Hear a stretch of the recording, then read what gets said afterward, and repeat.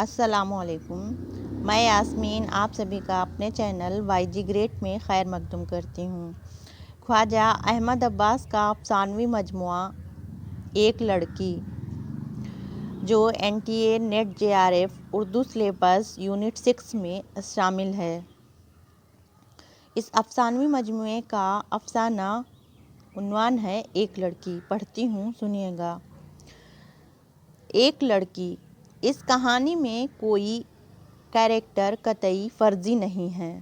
علی گڑھ مسلم یونیورسٹی کی تاریخ میں 1937 یادگار رہے گا، کیونکہ اس سال ہندوستانی مسلمانوں کے واحد دارالعلوم میں سرکاری طور پر مخلوط تعلیم کی ابتدا ہوئی۔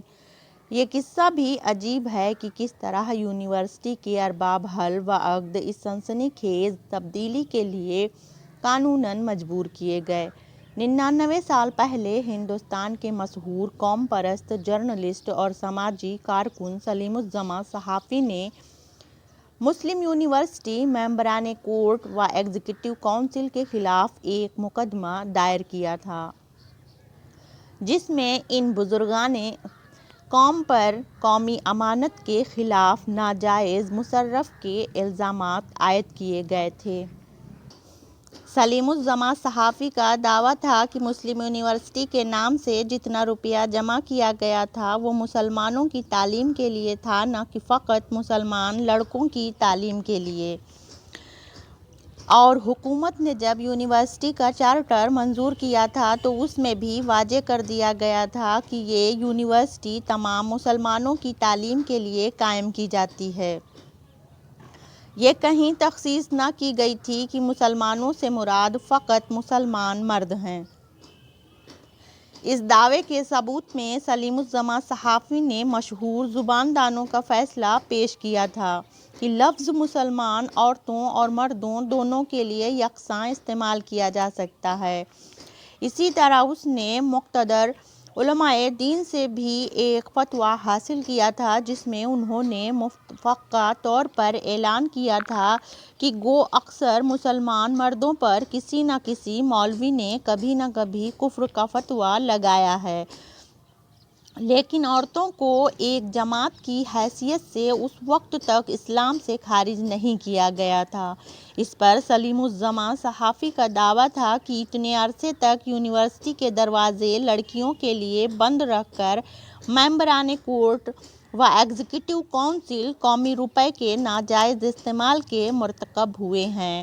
یہ مقدمہ جب یکم اپریل 1938 کو پہلی بار علی گڑھ کے کلکٹری عدالت میں پیش ہوا تو تمام ملک میں سنسنی پھیل گئی تھی۔ مسٹر جناح کی مسلم لیگ، حاج ہائنز آغا خاں کی مسلم کانفرنس، مولانا شوکت علی کی خلافت کمیٹی، مولوی مظہر الدین کی جماعت العلماء،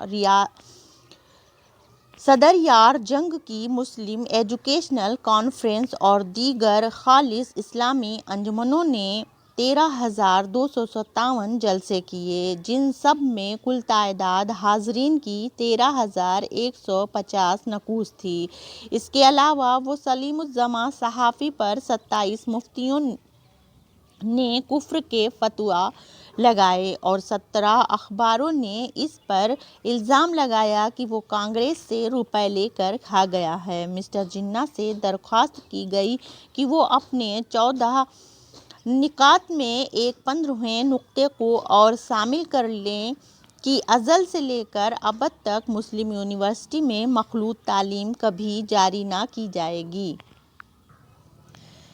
سیٹھ اللہ دیا کی صدارت میں مسٹر محمد علی جناح نے بھنڈی بازار، بمبئی کے مسلمانوں کو خالص انگریزی میں خطاب کرتے ہوئے فرمایا کہ گو میں ایک علماء نہیں ہوں، مگر سلیم الزماں صحافی کی ہندو پرست حرکت کی سخت مذمت کرتا ہوں۔ آپ نے یہ بھی فرمایا کہ مسلمان کی حیثیت سے وہ مسلم یونیورسٹی میں مخلوط تعلیم کے اجراء کے سخت خلاف ہیں، جس کا ثبوت یہ ہے کہ آپ نے اپنی صاحبزادی کو کبھی علی گڑھ بھیجنے کا خیال بھی نہ کیا اور یورپ کے مخلوط اداروں میں تعلیم دلوائی۔ آخر میں آپ نے 5,000 روپے روز پر اپنی قانونی خدمات پہ مقدمہ لڑنے کے لیے مسلم یونیورسٹی کو پیش کی، جس پر بھنڈی بازار کے مسلمانوں نے اللہ اکبر کے نعرے بلند کیے، کیونکہ انگریزی سے ناواقف ہونے کے باعث وہ سمجھتے تھے کہ مسٹر جناح نے بیکار و بے روزگار مسلمانوں کو فاقے سے بچانے کے لیے 5,000 روپے چندے کا اعلان کیا ہے۔ اس جلسے کے بعد مسٹر جناح نے ایک بیان شائع کیا کہ جب تک کانگریس اپنے گرگوں سے ایسے مقدمے دائر کراتی رہے گی، وہ کانگریسی لیڈروں سے فرقہ وارانہ مصالحت کی گفتگو نہ کر سکیں گے، اور یہ بھی کہا کہ بھنڈی بازار کے جلسے نے ثابت کر دیا ہے کہ مسلم عوام بھی اس رائے میں مسٹر جناح کے ہم خیال ہے۔ اس بیان کی تائید سر ابو بقا اور سر امین خان نے کی، جنہوں نے کہا کہ نہرو رپورٹ کے بعد یہ مقدمہ مسلمانوں کی قومی زندگی پر کانگریس کا دوسرا حملہ ہے۔ یہ تھی زبردست ابتدا اس مقدمے کی، جو 99 برس تک مختلف عدالتوں میں چلتا رہا اور اس عرصے میں 13 مرتبہ پریوی کونسل میں پیش ہوا۔ سلیم الزماں صحافی کے مرنے کے بعد اس کے لڑکے رحیم الزماں صحافی نے اس مقدمے کو جاری رکھا، اور اس کے بعد اس کے لڑکے کلیم الزماں صحافی نے۔ اس عرصے میں ہندوستان میں کئی انقلابات ہوئے اور حکومتیں تبدیل ہوئیں، لیکن مقدمے کا فیصلہ نہ ہوا۔ جب کلیم الزماں صحافی کا انتقال ہوا تو یہ مقدمہ ورثے میں اس کی اکلوتی بیٹی سلمیٰ صحافی کو ملا۔ اگلے ہی سال جب تیسری سوراج حکومت قائم ہوئی تو اس نے فوراً طے کر دیا کہ مسلم یونیورسٹی کے افسران کو لڑکیوں کا داخلہ روکنے کا کوئی حق نہیں ہے، اور اگر انہوں نے اپنا یہی طرز عمل جاری رکھا تو حکومت یونیورسٹی کی عمارتیں ضبط کر کے وہاں ایک چڑیا گھر قائم کر دے گی۔ اس فیصلے پر مسلم یونیورسٹی کے طالب علموں کی یونین نے مبارکباد کا ریزولوشن پاس کیا۔ ہارون ناصری کی تجویز اور حامد عباسی کی تائید پر بجٹ میں 200 روپے خواتین طالب علموں کے بیٹھنے کے لیے مخملی صوفوں کے واسطے منظور کیے، لیکن 1 سال تک وہ مخملی صوفے بیکار پڑے رہے، کیونکہ کوئی لڑکی داخل نہ ہوئی۔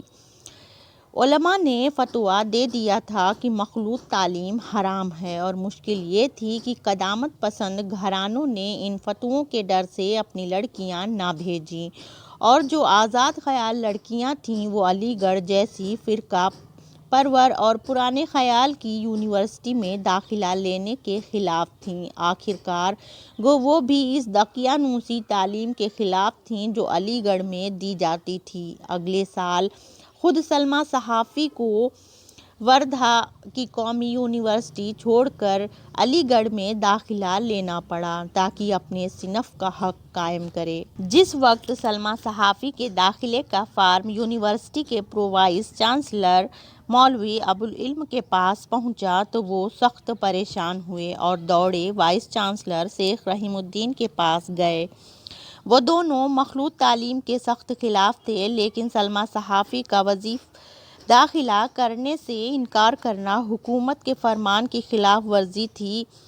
اس کمبخت لڑکی کو داخل کرنا ہی پڑے گا، مولوی ابوالعلم بولے، لیکن طالب علم لڑکیوں کے لیے کچھ ایسے قوانین بنائے جائیں جن سے گھبرا کر وہ یونیورسٹی میں داخلہ لینے کا خیال ہی چھوڑ دیں۔ اگلے روز یونیورسٹی کی ایگزیکٹو کونسل کا جلسہ منعقد ہوا تاکہ صورتحال پر غور کیا جائے۔ نواب طاؤس یار جنگ اچکانی نے تجویز پیش کی کہ طالب علم لڑکیوں کے لیے ایک خاص بورڈنگ ہاؤس تعمیر کیا جائے جس کی دیواریں 220 گز اونچی ہوں، اور اس بورڈنگ سے لے کر لیکچر کے کمروں تک ایک سرنگ بنائی جائے جس کے ذریعے سلمیٰ صحافی لیکچر سننے جایا کریں۔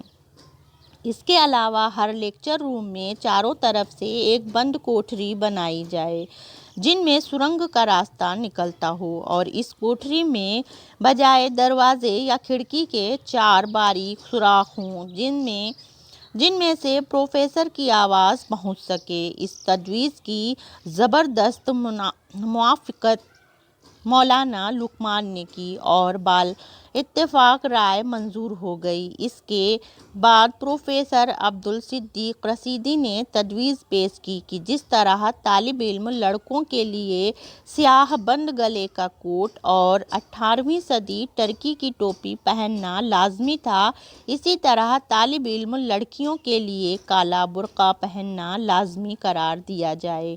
یہ تجویز بھی منظور کر لی گئی۔ اب خداوندان یونیورسٹی نے اطمینان کا سانس لیا۔ اب ان کو یقین تھا کہ سلمیٰ صحافی کبھی یونیورسٹی میں داخلہ نہ لے گی۔ سلمیٰ کو جب ان قوانین کا علم ہوا تو وہ بڑی گھبرائی، لیکن کچھ سوچ کر اس نے محکمہ تعلیم و کفتان صحت کو ایک خط لکھا اور ان قوانین کی طرف توجہ دلائی۔ نتیجہ یہ ہوا کہ وزیر تعلیم نے ڈانٹ کر وائس چانسلر کو ایک خط لکھا کہ ایسے قوانین بنا کر حکومت کے احکام کی خلاف ورزی کرنے پر آئندہ سخت سزا دی جائے گی۔ اس کے علاوہ محکمہ کفتان صحت کے ایک انسپکٹر نے یونیورسٹی کا معائنہ کرتے ہوئے لڑکیوں کے بورڈنگ اور سرنگ دونوں کو خلاف قانون قرار دے کر شمار کر دیا۔ اگر ایگزیکٹو کونسل کا ایک جلسہ فوراً صورتحال پر غور کرنے کے لیے منعقد کیا گیا۔ مولوی ابوالعلم نے فرمایا کہ مسلم یونیورسٹی کا مسلک ہمیشہ حکومت کی اطاعت رہا ہے، اس لیے ان کے لیے اس کے سوا کوئی چارہ نہ تھا کہ سلمیٰ صحافی کو بے پردہ تعلیم حاصل کرنے کی اجازت دے دیں۔ وائس چانسلر نے بھی کہا کہ بحالت مجبوری ان کو ایسا ہی کرنا ہوگا۔ باقی 8 ممبران کونسل نے کہا جیسا آپ کا حکم سرکار، اور جلسہ برخاست ہو گیا۔ مسلم یونیورسٹی کی تاریخ میں اتنا بڑا انقلاب کبھی نہ ہوا تھا جتنا ایک لڑکی سلمیٰ صحافی کے داخل ہونے پر ہوا۔ وہ شہر کی مزدور لڑکیوں کے ہاسٹل میں رہتی تھی، جو 20ویں صدی کے ایک نواب معظم اللہ کے شاندار محل میں قائم کیا گیا تھا۔ جب صبح کو وہ کالج جاتی تو ہر شخص کی نظر اس کی طرف اٹھتی۔ وہ حسین نہ تھی، لیکن نوجوان عورت علی گڑھ میں ہمیشہ سے ایک نایاب شے رہی ہے۔ یہ پہلی بار تھی کہ یونیورسٹی کے چند ہزار طالب علموں نے ایک لڑکی کو طالب علم کی حیثیت سے دیکھا۔ سلمیٰ نے 20ویں صدی علی گڑھ کے متعلق عجیب و غریب قصے سنے تھے کہ اس زمانے میں اگر اسٹیشن پر سے کسی ریل میں کوئی حسین لڑکی گزرتی تھی تو تمام یونیورسٹی میں ہنگامہ برپا ہو جاتا تھا۔ پہلے سلمیٰ کو اس قدر عالمگیر توجہ کا مرکز بننا برا معلوم ہوا، لیکن کچھ عرصے کے بعد وہ اس کی عادی ہو گئی۔ سب سے بڑا انقلاب اس کے کلاس یعنی LLB پریویس میں ہوا تھا۔ 151 طالب علموں میں وہ اکیلی لڑکی تھی۔ ان سب کی توجہ کی وہ واحد مرکز تھی۔ جب سے اس نے داخلہ لیا تھا، ان تمام لڑکوں میں 3 تبدیلیاں نظر آتی تھیں۔ جو تیسرے دن داڑھی مونڈتے تھے وہ اب روز شیو کرنے لگے۔ جو ہمیشہ میلے کپڑے پہن کر آتے تھے وہ اب صاف کپڑے پہن کر آنے لگے۔ جن کے کوٹوں پر برسوں سے برش نہ ہوتا تھا، ان کے کوٹ اب چمکنے لگے۔ جن کے بالوں میں ہفتوں کبھی کنگھا نہ ہوتا تھا، انہوں نے کلاس میں آتے وقت بھی جیب میں شیشہ کنگھا رکھنا شروع کر دیا۔ سب سے بڑا کمال یہ ہوا کہ تقریباً تمام طالب علم اب لیکچر کے وقت حاضر رہنے لگے، ورنہ LLB پریویس میں کبھی 25% سے زیادہ لڑکے حاضر نہ ہوتے تھے۔ باقی سب دوستوں سے پراکسی بلوا کر کام چلاتے تھے۔ جس دن سے سلمیٰ صحافی نے داخلہ لیا، لیکچر روم بھرا رہنے لگا۔ فائنل کلاس کے طلباء بھی کسی نہ کسی بہانے سے آ کر بیٹھنے لگے۔ پروفیسر کی زندگی میں بھی سلمیٰ صحافی کی موجودگی نے کافی تبدیلی پیدا کر دی۔ وہ بھی اچھے کپڑے پہن کر آنے لگے، جن کے کوٹ پر ہمیشہ چاک کی سفیدی پڑی رہتی تھی۔ وہ کلاس میں آنے سے قبل نہایت احتیاط سے کوٹ پر برش کرنے لگے۔ اسٹاف روم میں ایک آئینہ، کنگھا، کپڑوں اور بالوں کے برش رکھے گئے۔ کلاس کے تمام لڑکوں میں سلیم اور انور سلمیٰ میں زیادہ دلچسپی لیتے تھے۔ یہ دونوں یونیورسٹی کے بااثر اور مشہور طالب علموں میں شمار ہوتے تھے۔ سلیم ٹینس کلب کا سیکریٹری اور بڑا اچھا کھلاڑی تھا، سوئمنگ باتھ میں مچھلی کی طرح تیرتا تھا اور UTC کا سارجنٹ تھا۔ ساتھ ہی وہ ایک قابل رشک صحت اور سانچے میں ڈھلے ہوئے جسم کا مالک تھا۔ اس کو اپنے مردانہ حسن پر کافی ناز بھی تھا، اور جب اس نے سلمیٰ صحافی میں دلچسپی لینی شروع کی تو سوائے انور کے اس کی رقابت مول لینے کی کسی نے ہمت نہ کی۔ انور اتنا حسین نہ تھا جتنا سلیم، وہ کھلاڑی بھی نہ تھا، مگر پڑھنے لکھنے میں وہ سب سے تیز تھا۔ اس نے اول درجے میں انگریزی ادب کا MA کیا تھا، یونین کا بہترین مقرر اور میگزین کا ایڈیٹر تھا۔ اس کے افسانے اور نظمیں ملک کے اکثر قدامت پسند رسالوں میں شائع ہوتی تھیں۔ وہ سلمیٰ صحافی میں دلچسپی لیتا تھا اور کلاس میں جب ممکن ہوتا کوئی ادبی یا قانونی بحث چھیڑ کر اس سے بات کرنے کا موقع نکال لیتا۔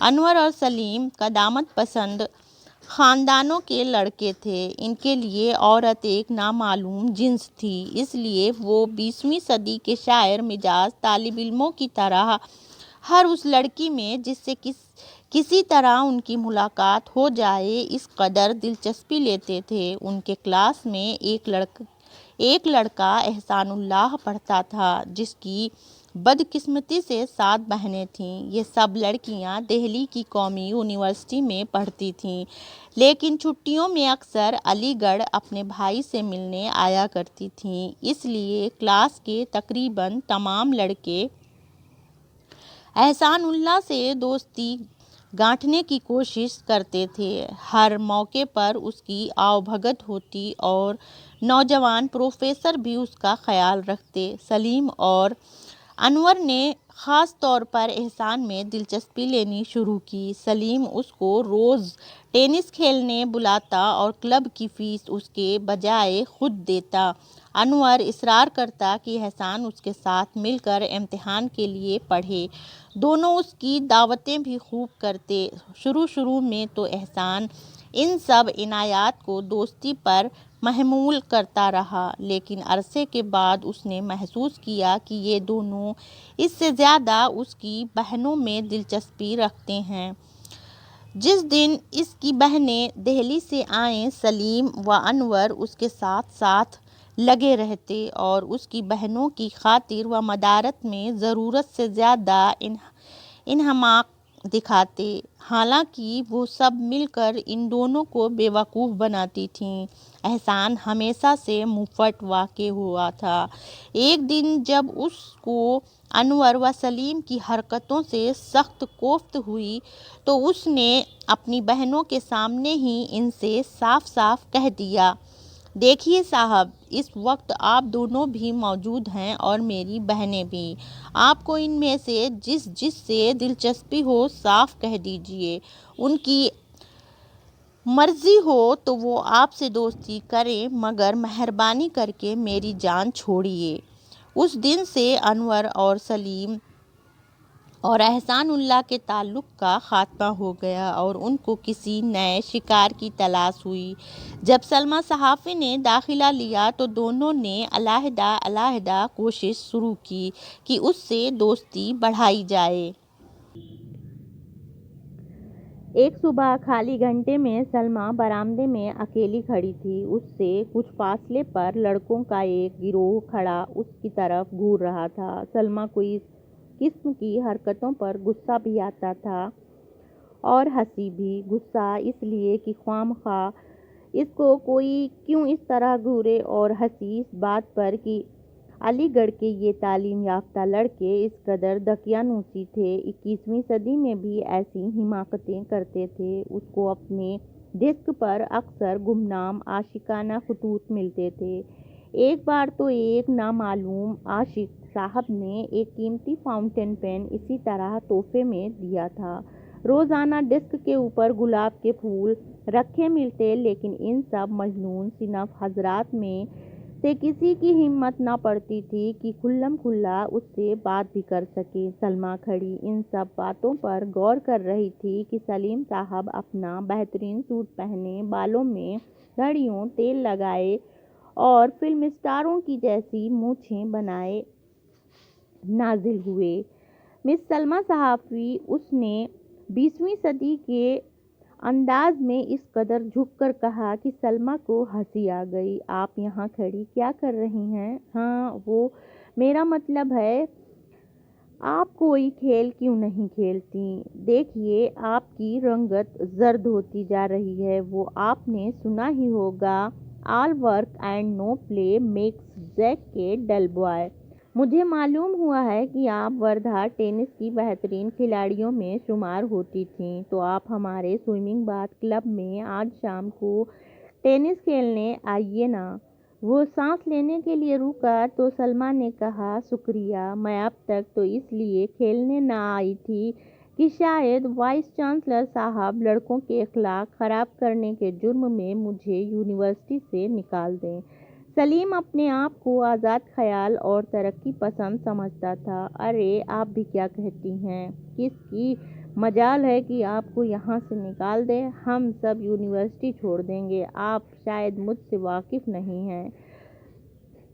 پچھلے سال ٹکڑوں میں میٹھا کم ہونے پر میں نے 1 مہینے تک ڈائننگ ہال کا اسٹرائیک کر دیا تھا۔ آپ بے فکر ہو کر آج ہی سے کھیلنے آئیے۔ سلمیٰ نے اپنی جان چھڑانے کے لیے وعدہ کر لیا اور کہا کہ وہ اسی مقام پر شام کے 5 بجے ملے گی اور پھر دونوں اکٹھے سوئمنگ باتھ لان پر ٹینس کھیلنے جائیں گے۔ سلیم اس سے رخصت ہو کر خوش خوش اپنے کمرے کی طرف چلا۔ راستے میں سوچتا جا رہا تھا کہ ڈبلز میں سلمیٰ کو اپنے ساتھ کھلائے گا تاکہ پارٹنر پکار کر پہلے ہی بے تکلفی بڑھا لے۔ ہاسٹل کے دروازے میں داخل ہو رہا تھا کہ بغل میں کتابیں دبائے انور آتا ہوا ملا۔ کہاں جا رہے ہو؟ گھنٹہ تو خالی ہے، اس نے کہا۔ اوہو، میں تو ایسے ہی جا رہا ہوں، انور نے جواب دیا۔ ذرا لائبریری سے چند کتابیں لانی ہیں۔ مگر ہاسٹل سے نکلتے ہی بجائے لائبریری کے انور نے لیکچر روم کا رخ کیا۔ سلمیٰ اب تک برآمدے میں کھڑی تھی۔ قدم بڑھاتے ہوئے اس کے پاس پہنچ کر اس عاشق جان باز نے بھی تنہائی میں گفتگو کا یہ موقع غنیمت جانا اور فوراً تقریر شروع کر دی۔ مس سلمیٰ صحافی، آداب عرض ہے، گستاخی معاف کیجیے گا، مگر میں دیکھتا ہوں کہ آپ کورس کی کتابوں کے علاوہ عام لٹریچر میں کوئی خاص دلچسپی نہیں لیتی۔ آخر کیا وجہ ہے؟ آپ کو لائبریری میں بھی کبھی آتے نہیں دیکھا۔ اس طرح لاپرواہی سے تو آپ کی واقفیت عامہ صفر ہو کر رہ جائے گی۔ سلمیٰ نے شکریہ ادا کرتے ہوئے جواب دیا۔ تازہ کتابیں تو میرے پاس برابر آتی رہتی ہیں، مگر میرا خیال تھا کہ یونیورسٹی لائبریری میں شاید میرے کام کی کتابیں نہ ملیں۔ میں نے سنا ہے کہ یہاں اس طرح کی لٹریچر کی ممانعت ہے۔ اوہو، آپ بھی کس زمانے کی باتیں کر رہی ہیں؟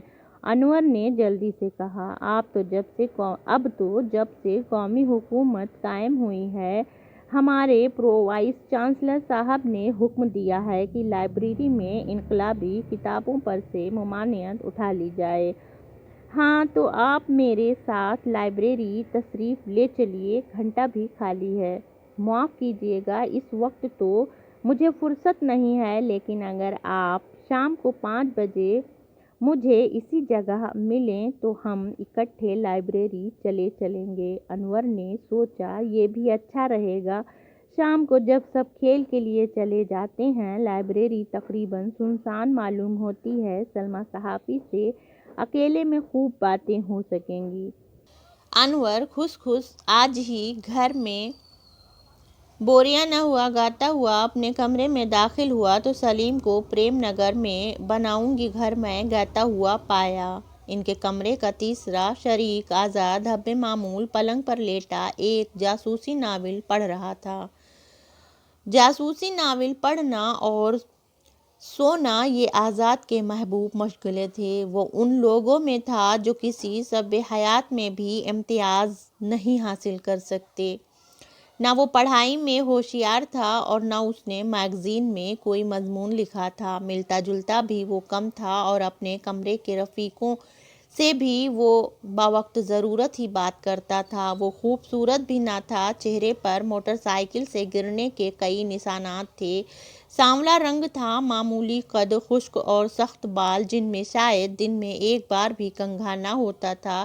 غرض اس میں کوئی ایسی صفت نہ تھی کہ وہ طالب علموں یا صنف نازک میں مقبول ہو سکتا، اور نہ وہ لڑکیوں میں غیر ضرورت دلچسپی کا اظہار ہی کرتا تھا۔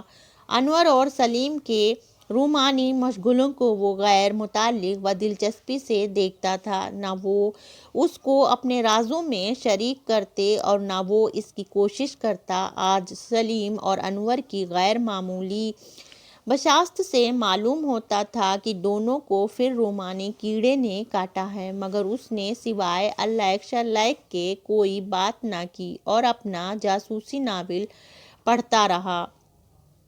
تم اتنے خوش کیوں نظر آتے ہو؟ انور نے سلیم کے گانے سے تنگ آ کر کہا۔ تمہیں کیوں بتاؤں؟ سلیم نے بگڑ کر جواب دیا۔ مگر میں کہتا ہوں کہ تمہیں آج کون سا خزانہ مل گیا ہے کہ خوشی سے پھٹے جا رہے ہو؟ تھوڑی دیر کمرے میں خاموشی طاری رہی۔ انور اور سلیم دونوں اپنے اپنے سوٹ کیس میں کپڑے تلاش کر رہے تھے۔ ارے چھدو، انور نے نوکر کو پکارا۔ وہ درزی میرا سوٹ لایا یا نہیں؟ اور وہ میرا بلیزر جس کی آستین کھولنے کے لیے دیا تھا وہ آیا یا نہیں؟ انور نے سوال کیا۔ جب معلوم ہوا کہ درزی حب معمول وعدے کے مطابق کپڑے نہیں لایا تو دونوں نے مل کر اس کو برا بھلا کہا۔ اس کے بعد آزاد کا ٹرنک ٹٹولا گیا کہ شاید اس میں کچھ پہننے کے قابل کپڑے نکلیں، مگر وہاں کیا ملتا؟ وہ تو جاڑے کا موسم ایک گرے پتلون اور گرمی سفید قمیض اور خاکی نیکر پہن کر گزار دیتا تھا۔ کھانا کھا کر سلیم نے سائیکل سنبھالی تو انور نے پوچھا، اس لو گرمی میں کہاں چلے؟ تمہیں کیوں بتاؤں کہ درزی کے یہاں جا رہا ہوں؟ سلیم نے کہا اور سائیکل پر بیٹھ روانہ ہو گیا۔ اس کے چند منٹ بعد انور نے آزاد کی سائیکل سنبھالی۔ میں نے کہا، شاعر صاحب، آزاد نے ہنستے ہوئے فقرہ کسا، کسی کی تیرے نظر سے میری سائیکل میں پنکچر نہ کر لائیے گا۔ درزی کے یہاں سے کپڑے لے کر چلے تو انور کو خیال ہوا کہ نئے سوٹ کے ساتھ نیا جوتا بھی ہونا چاہیے، اور سلیم کو یاد آیا کہ اس کا ٹینس کا جوتا ذرا پرانا ہو چکا ہے۔ جوتوں والے کے برابر میں ایک جنرل مرچنٹ کی دکان تھی۔ انور نے ایک نئی ٹائی بھی خرید ڈالی۔ سلیم نے ایک ریشمی مفلر لیا۔ انور نے نئے بلیڈوں کا پیکٹ لیا تو سلیم کو یاد آیا کہ اس کی فیس کریم ختم ہو گئی ہے۔ سلیم نے ایک ریشمی رومال خریدا تو انور نے سینٹ کی شیشی۔ غرض 3 بجے تک قریب دونوں دوست لدے پھندے واپس کمرے پہ پہنچے۔ آزاد سو رہا تھا مگر دیر تک نہ سو سکا۔ اس کو ایسا معلوم ہوا کہ بھوچال آ گیا۔ آنکھیں کھول کر دیکھا تو انور اور سلیم کمرے کے واحد آئینے میں بوقت داڑھی مونڈنے کی ناکام کوشش کر رہے ہیں اور خوب گالم گلوچ اور چھینا جھپٹی ہو رہی ہے۔ اسی جھگڑے میں انور نے اپنا گال کاٹ لیا اور آزاد نے اٹھ کر خون روکنے کے لیے فٹکری لگا دی تو اتنے زور سے چلایا کہ آس پاس کے کمرے والے سمجھے کوئی قتل ہو گیا ہے۔ غرض بڑی مشکل سے دونوں दोस्त तकरीबन 4:30 बजे सज धज कर तैयार हुए। बालों में एंजोर डाला गया, मांग पट्टी की गई, चेहरे पर कोल्ड क्रीम की मालिश हुई, मगर हालत काबिले रहम थी। इतनी सख्त गर्मी के बावजूद अनवर ने क्लिप दिया हुआ सख्त कॉलर लगाया था, जिसने उसकी गर्दन को टॉप की तरह जकड़ दिया था। इस पर गजब ये किया कि ना सिर्फ कोट बल्कि वास्केट भी। सलीम ने भी अपनी शान जमाने के लिए यूनिवर्सिटी के रंगों का ऊनी ब्लेजर पहना था। गरज दोनों का पसीने के मारे बुरा हाल था। कहाँ की तैयारी है? अनवर ने सलीम से पूछा। तुम कोई ठेकेदार हो? सलीम ने कटकर जवाब दिया। और देखते नहीं हो कि टेनिस खेलने जा रहा हूँ? तुम बन ठन कर कहाँ जा रहे हो? अनवर ने मेज़ पर से 2 किताबें उठाकर बगल में दबाते हुए जवाब दिया। देखते नहीं हो, लाइब्रेरी जा रहा हूँ। खुदा खुदा करके 4:45 बजे ये दोनों रवाना हुए तो आज़ाद को इत्मीनान नसीब हुआ। उसने तकिए के नीचे से अपना जासूसी नावल निकाला और पढ़ना शुरू कर दिया। यूनिवर्सिटी क्लॉक टावर ने 6 बजाए तो अनवर ने सलीम से कहा, बस भाई अब चलो, इंतज़ार की हद हो गई। इस लड़की ने आज हम दोनों को बेवकूफ़ बना दिया। दोनों दोस्त 1 घंटे तक टहलते रहे थे। एक दूसरे को एक ही मकाम पर देखकर ताज्जुब ज़रूर हुआ था और आपस में फ़िक्रेबाज़ी भी हुई, लेकिन कुछ अरसे के बाद दोनों ने कबूल दिया कि असल मकसद इनके आने का क्या था। जब 6 बज गए और सलमा सहाफ़ी ना आई तो उन्होंने उसको बुरा भला कहने के बाद तय किया कि अब कहीं टहलने चला जाए। स्विमिंग बाथ रेस्तरां में शरबत पीने के बाद उन्होंने बाइत्तेफाक राय खेतों का रुख किया। रेलवे लाइन को पार करके पगडंडी बातें करते करते जा रहे थे कि कुछ फासले पर 2 साइकिल पड़ी देखी। इन दोनों साइकिलों को वो पहचानते थे। फौरन झिझक गए और खेत की आड़ लेकर इधर उधर होशियारी से निगाह की तो बराबर के कुएं की मुंडेर पर आज़ाद व सलमा सहाफ़ी को बैठा हुआ पाया। अनवर ने सलीम की तरफ देखा और सलीम ने अनवर की तरफ। इस एक निगाह में ताज्जुब, गुस्सा और इंतकाम की ख्वाहिश, तमाम जज्बात मौजूद थे। गरज सूरत हाल पर मुफस्सल तबसरा था। आज़ाद और सलमा बातें कर रहे थे। कान लगाकर सुना तो अनवर और सलीम दोनों के चेहरे सुर्ख हो रहे थे, क्योंकि जिक्र खैर उन्हीं का था। काश तुम उनको देखते।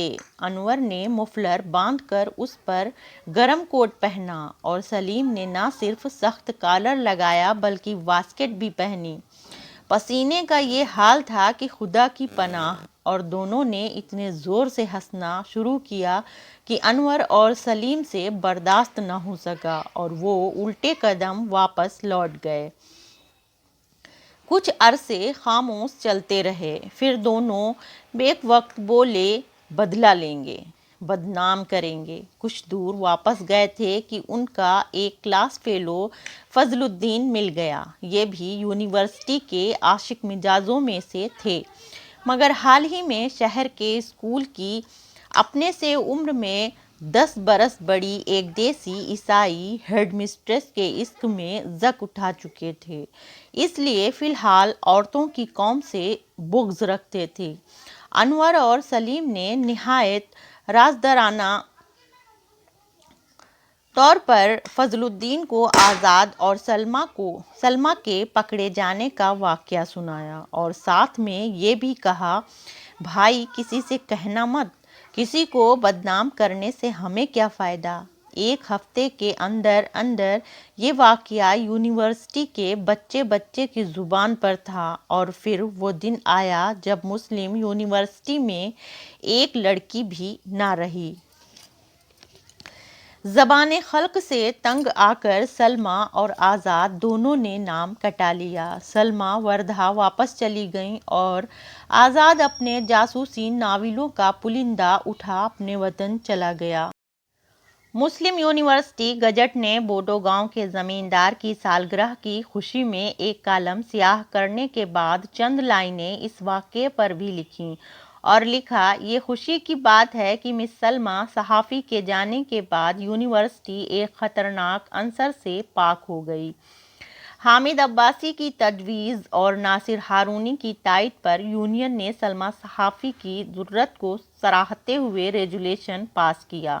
ایک دوسرے ریزولوشن سے یہ طے پایا کہ جو مخملی صوفے لڑکیوں کے لیے بنوائے گئے تھے ان کو فروخت کر کے اس کے روپے سے سلمیٰ صحافی کا ایک مجسمہ یونین ہال کے سامنے لان میں نصب کیا جائے تاکہ اس زمانے کی یادگار رہے جب یونیورسٹی میں ایک لڑکی پڑھتی تھی۔